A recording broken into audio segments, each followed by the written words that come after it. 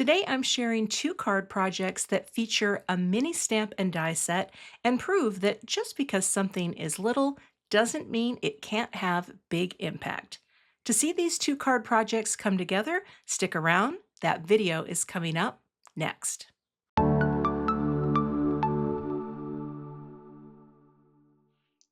Here's a look at the products I'm going to be creating with today, and this is an Altenew Mini Delight stamp set and die set. These are called potted shelves, and I've gone ahead and cut out all of my die cut pieces, and here's the die set itself just sitting over here. And this is a little 3x4 set that you can use in many ways to add potted pieces to your card. I am going to try to create this little stacked shelf hanging thing and put my pots on there. So let's get started with some stamping. I have a piece of white cardstock as my starting base. I have almond butter, which is going to be my shelves, and I'm going to use jet black for both the strings and probably my greeting as well. Let me grab my MISTI.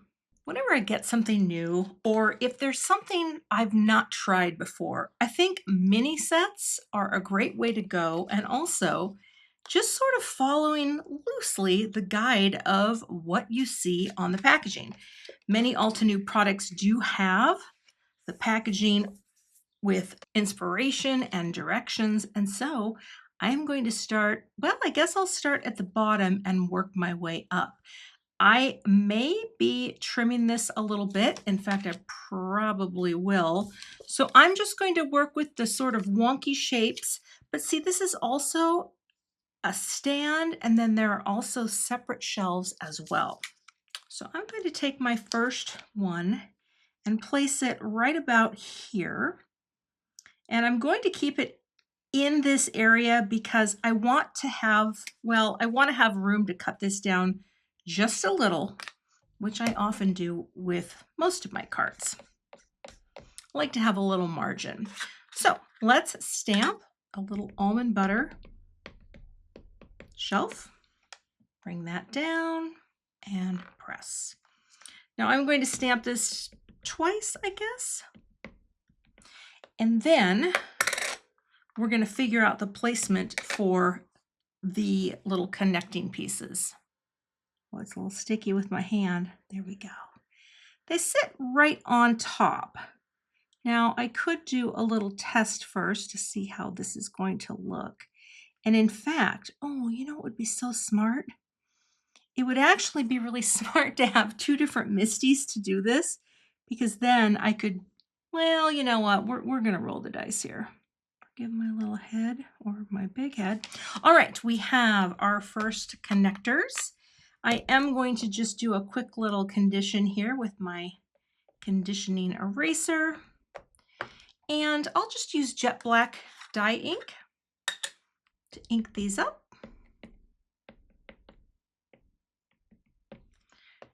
And I'll stamp them twice, so I'm not pressing too hard to get smushy. I just want them to be nicely inked up and build up the black by stamping it a couple times.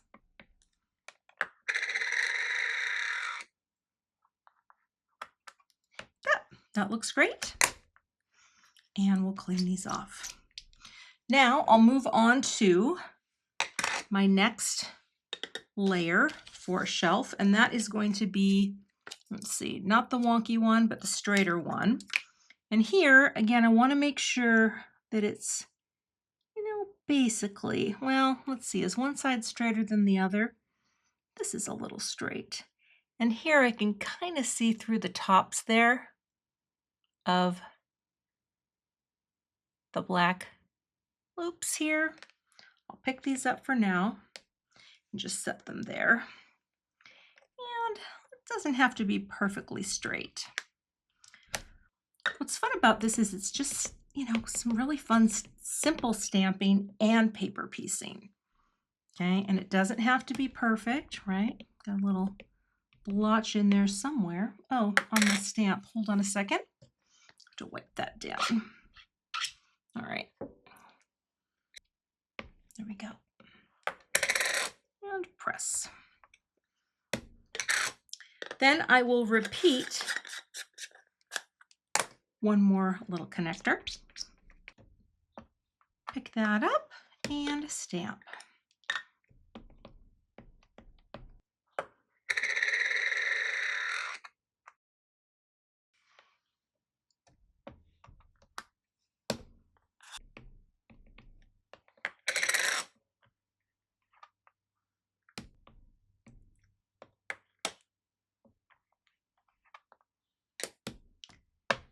And this last one is going to get trimmed so that it looks like these are going right off the edge of this design. Okay, I'll give it one more.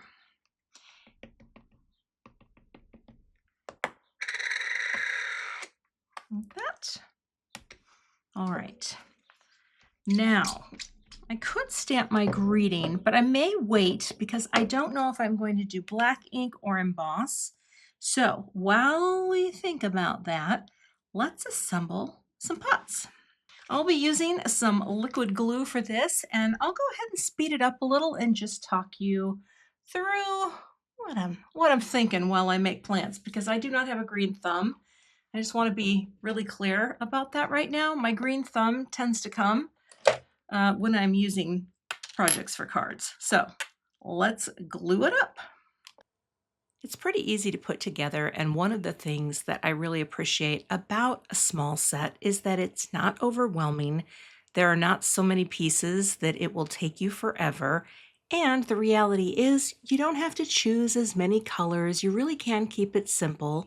And again, I followed the guide on the back. I just swapped out some of the colors for my cardstock because I felt like having some of these golden tones I thought would be really pretty for my card. And then you just glue it together. Now here on my little, I'm going to call this a cacti. I think it's a cacti. Cactus, something like that. I did end up doing a few little cuts here and there because I wanted less to show. So once I built up all of the elements, then I'm going to do some haircuts, so to speak, some paper cuts, if you will. And I thought that just made a difference in putting it together. Here, that's going to look a lot better just sitting on the pot with a little trimmed off. Although cactuses do tend to pop out, right? They do tend to, I have some. They are root bound, let me tell you, they need some help. Now for these greens, it is going to be fine that there's only a little connecting point because they're going to get glued down as a whole to the project. All in all, my pots are built and we're ready to go.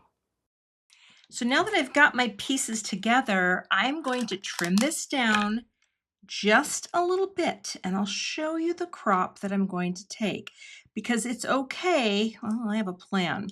I'm going to take basically that crop here. I want this space and this space at the bottom to be basically the same.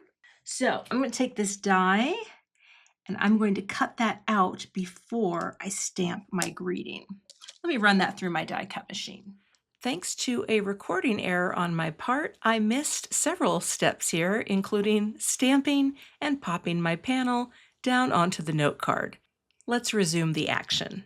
I'm going to ditch this little friend for now and just do two because I want to use the same cardstock for my note card to match my little pot holders.